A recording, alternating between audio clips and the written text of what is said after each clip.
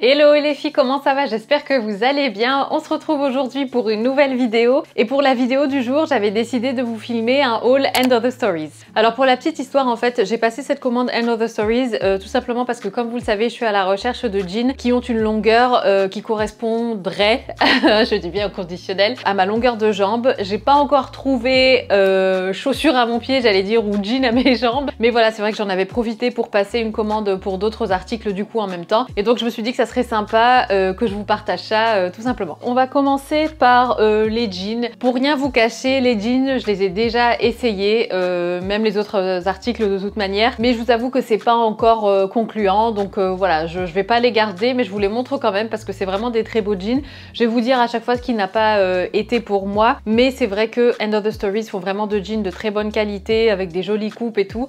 Mais pour moi, voilà, ça n'a pas été forcément. Aussi parce que voilà, des fois il n'y avait pas forcément ma taille, tout ça quoi. Pour la première coupe que j'ai prise d'ailleurs en 2 exemplaires, donc c'est la coupe Favorite Cut de chez End of the Stories. Il y a un petit peu de poil dessus du pull que je vais vous montrer, que j'ai acheté aussi. Alors donc on a cette première coupe qui est vraiment super jolie en fait. C'est une coupe donc bien droite comme ça. Il est très très beau, mais en fait ce que j'ai pas aimé sur celui-là, c'est la matière tout simplement. C'est une matière qui est un petit peu assez stretch, assez près du corps, et moi je voulais un jean qui est pas trop d'élastane en fait à l'intérieur, donc qui soit pas trop stretch, qui garde bien sa rigidité et tout ça, donc vraiment du vrai denim quoi, et puis qui soit pas trop près du corps. Celui-là il est tout l'inverse, donc il est assez stretch et assez près du corps. Sa coupe par contre je l'aime bien, bon c'est une coupe assez droite et tout, mais voilà, c'est pas exactement ce que je recherchais en termes de coupe. Donc celui-ci c'est une taille 27-30, donc au niveau de la longueur des jambes, moi je cherche un 32. Je me suis dit bon, on va essayer quand même, sait-on jamais, mais c'est un petit peu trop court pour moi. En fait ça arrive un petit peu au-dessus de la cheville et moi je voudrais qu'au minimum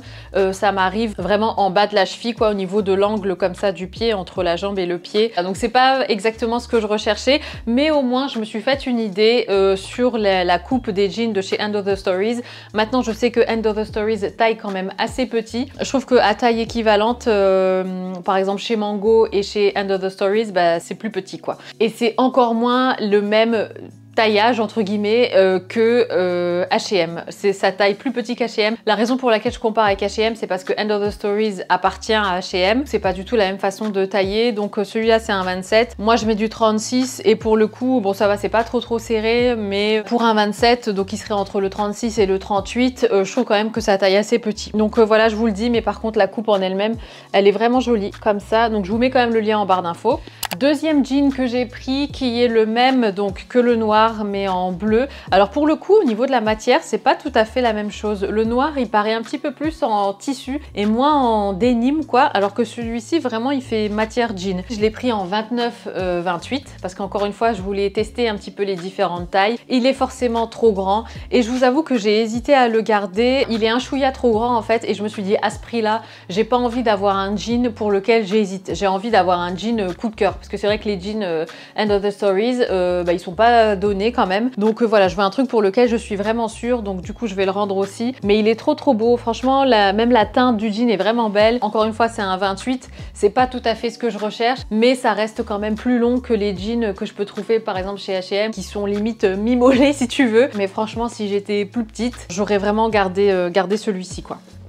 Troisième et dernier jean qui pareil que je vais pas garder mais qui est vraiment beau au niveau de la coupe et tout ça, c'est la coupe Beloved Cut. Donc c'est un taille haute aussi, les autres aussi sont taille haute. Par contre est-ce qu'on en parle de la tendance des jeans taille basse qui revient? Je suis dégoûtée parce que j'aime pas du tout le taille basse, je trouve pas ça flatteur du tout, ça me fait penser aux années Britney Spears et tout, enfin c'est pas du tout une coupe que j'aime quoi, donc j'espère que la taille haute va quand même rester tendance. Alors ce jean là, donc il est taille haute, j'ai adoré sa coupe un petit peu comme ça, donc évasée, un peu esprit Pat Def, mais bien serré, bien marqué à la taille. Sur la mannequin sur le site, mais ça lui va mais à merveille. Je sais pas si elle a une longueur qui est plus longue que ce jean là, je pense pas parce que de toute façon il est disponible qu'en 32 au max de la longueur. Je pense qu'elle doit être plus petite que moi parce que du coup sur elle le jean traîne par terre et on voit juste la pointe de sa chaussure qui dépasse. avec un t-shirt blanc et un blazer. Franchement, c'est magnifique. Mais sur moi, si tu veux, même quand je le porte comme ça, bah, il touche pas le sol. Il arrive un petit peu en dessous de la cheville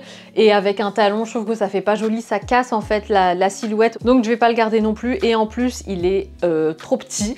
C'est-à-dire qu'il me sert, j'arrive à fermer le bouton et à zipper la braguette, mais alors après je respire plus. Je pense sincèrement que je vais prendre des jeans plus grands et aller le faire retoucher chez une couturière. J'ai l'impression que les jeans d'une longueur allez 34, c'est dur à trouver dans des petites tailles. Et vous avez été quelques-unes aussi à me conseiller de regarder dans les jeans pour hommes. Donc pourquoi pas prendre un jean pour homme et venir le faire retoucher par la couturière pour qu'il soit bien serré au niveau de la taille, mais que au moins que j'arrive à obtenir quand même ce côté un petit peu de jean des années 90, donc assez large, qui touche par terre et tout. J'ai vraiment des idées, je vais vous mettre des images de ce que j'ai en tête, en inspiration, mais j'ai beaucoup de mal à tomber sur ce genre de jean en vrai quoi, donc je garde ça aussi dans un coin de ma tête.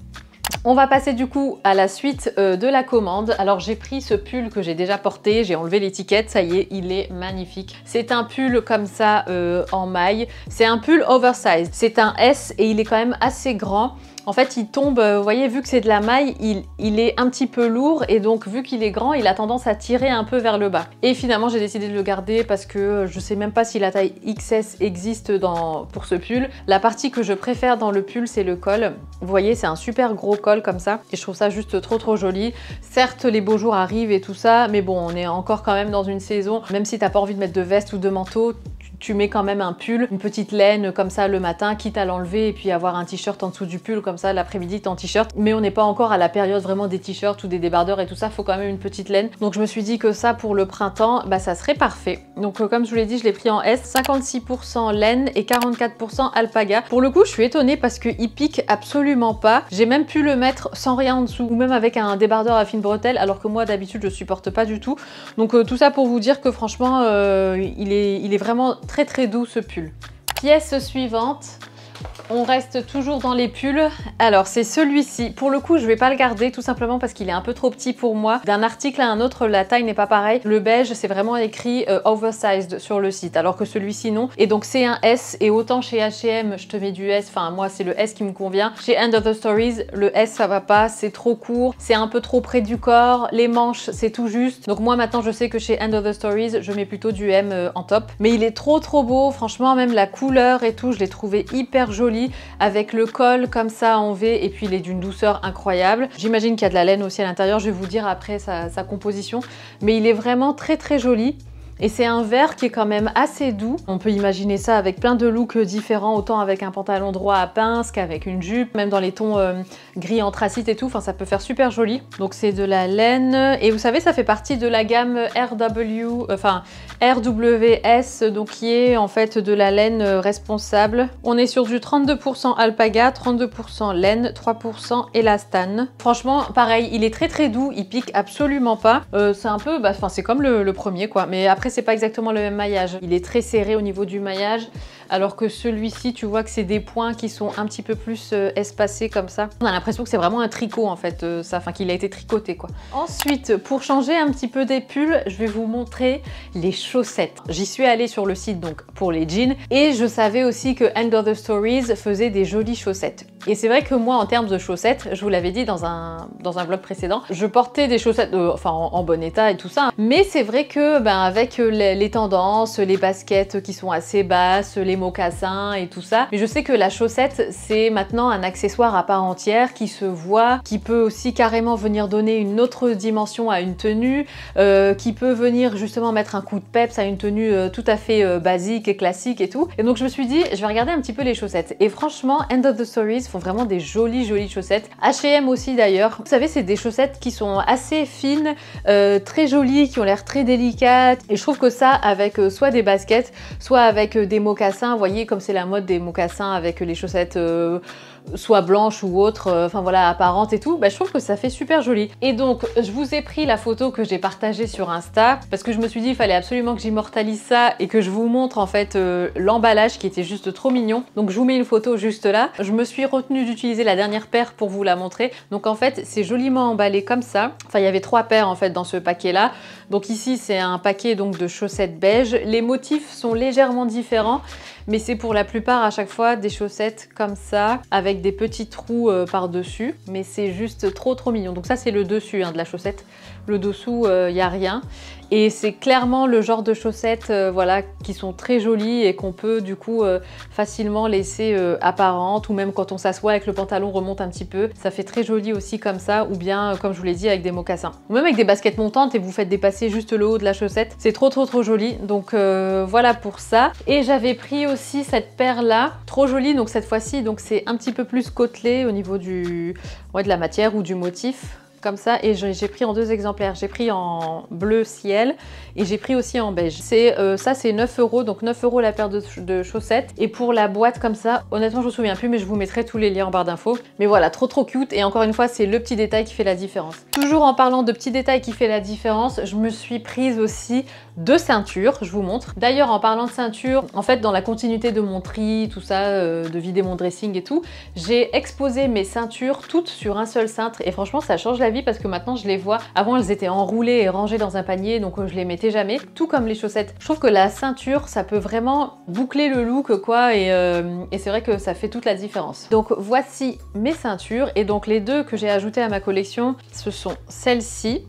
Il y a encore l'étiquette parce que je ne l'ai pas encore portée dehors. Et celle-là j'ai enlevé l'étiquette parce que je l'ai déjà portée. Donc celle-ci que j'ai déjà portée, les 2 de toute façon sont noires et dorées. Je vais commencer par la plus fine. Donc elle est en imitation comme ça croco. Ah, celle-là je crois que c'est du cuir, mais la deuxième je sais que c'est pas du cuir parce qu'ils appellent ça cuir végétal, enfin en gros c'est du faux cuir quoi. Donc voilà, franchement elle est simple, vous allez me dire, mais tellement chic à la fois. Je trouve que c'est un classique, une ceinture comme ça, esprit croco avec le détail doré. Je trouve que ça va avec tout. Et en fait ce genre de ceinture vous pouvez soit la mettre forcément de façon assez classique, donc autour d'un pantalon, soit, et moi c'est vrai que j'adore ce look, je sais que ça va pas plaire à tout le monde mais moi j'en suis fan, c'est vous mettez un blazer oversized et vous venez marquer la taille avec une ceinture comme ça. Trop beau, moi j'adore, et du coup ça fait vraiment les épaules structurées, enfin limite exagérées, avec la taille bien marquée, et après le blazer qui part comme ça en évasé. Et je trouve que c'est trop beau.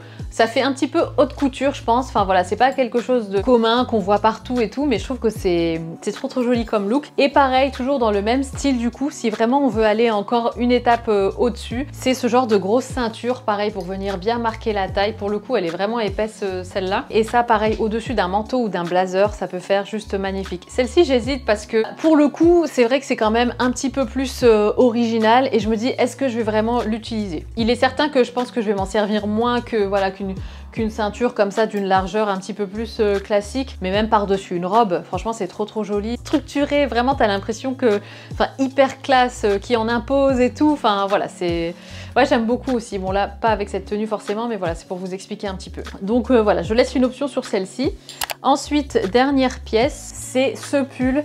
Et ce pull là, je vais pas le garder non plus pour exactement les mêmes raisons que le pull vert. Trop petit. Je l'ai pris en S, et donc voilà, c'est un peu trop court au niveau de la taille. Au niveau de la carrure, c'est tout juste, et au niveau de la longueur des bras, c'est tout juste aussi. Donc je garde pas, mais c'est un pull qui est juste trop beau. Surtout, enfin, j'allais dire surtout en cette période de l'année de transition comme ça, pour passer de l'hiver à l'été, enfin au printemps plutôt. Je trouve que c'est vraiment la bonne coupe, la bonne épaisseur. C'est un pull qui va tenir chaud, mais qui va pas être trop gros. Et puis en plus avec son petit col comme ça cheminé, trop joli, et puis la couleur neutre et puis assez claire quand même, trop joli aussi. Et puis voilà, encore une fois au niveau de la matière, je pense qu'il y a de la laine dedans. Il est hyper doux. On a 52% polyester, 38% acrylique et 8% laine. Je me suis doutée qu'il n'y avait pas beaucoup de laine à l'intérieur. Il est plus élastique, et enfin voilà, on sent qu'il y a moins de concentration de laine que sur les 2 autres. Et puis de par son prix déjà, c'est vrai que celui-là, c'était le moins cher des 3. Il était à 39 € je crois, alors que les autres, je sais plus exactement, mais voilà, ils sont un petit peu plus chers de par leur composition. Mais sinon, c'est le pull classique par excellence qui va avec tout, et qui est juste trop joli, et qui est simple mais à la fois tellement chic et élégant. Donc voilà, moi j'aime beaucoup ce genre de pièces comme ça. Et bien voilà les filles, écoutez, la vidéo touche à sa fin. J'espère que ce haul vous aura plu. Pour moi toujours c'est un plaisir de vous partager mes dernières trouvailles. N'hésitez pas à regarder en barre d'infos si jamais vous voulez les liens des articles présentés. Et puis aussi si vous avez des questions, n'hésitez pas à me les poser en commentaire. Je vous embrasse, prenez soin de vous, et je vous dis à très bientôt. Ciao.